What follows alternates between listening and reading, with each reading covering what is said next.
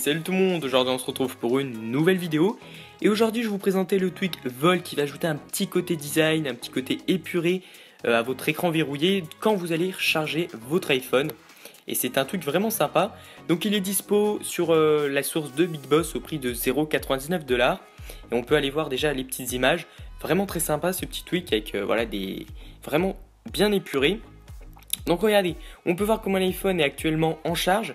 Si je le verrouille et je vais appuyer sur le bouton Home, voilà, j'aurai une toute nouvelle interface, donc l'heure et des petits points de chargement plutôt sympa. Donc comme je vous l'ai dit, c'est vraiment un tweak vraiment très épuré et ça me fait penser un petit peu quand on recharge une Apple Watch. Je sais pas vous, mais voilà, ça me fait penser à ça.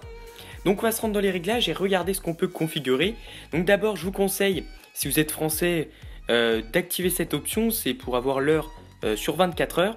Ça évite d'avoir, par exemple, il est 18 heures, ça évite d'avoir 6 heures sur votre écran verrouillé. Donc vous avez juste à activer cette option. Vous pouvez également changer la couleur du texte. Donc par défaut, elle sera blanche, mais bien évidemment, avec la palette de couleurs, vous pouvez configurer n'importe quelle couleur au texte.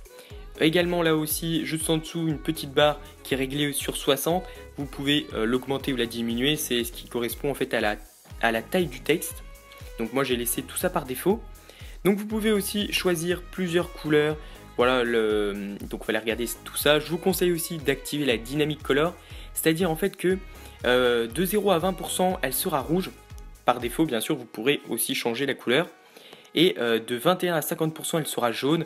Et après, bien sûr, de 51 à 100%, ça deviendra vert. Donc voilà, ça sera dynamique, c'est vraiment très sympa.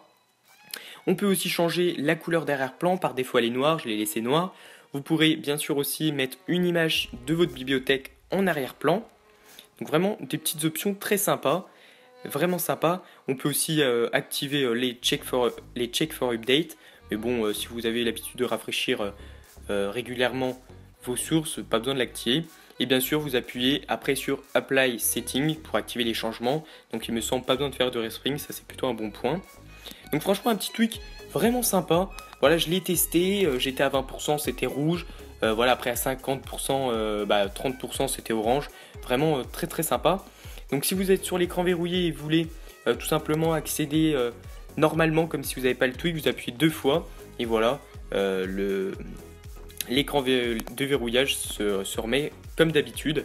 Donc voilà, n'hésitez surtout pas à l'acheter. Donc après ce tweak, je ne sais pas si ça justifie ces 0,99 $, mais bon, moi je trouvais qu'il était sympa, j'ai voulu vous le présenter.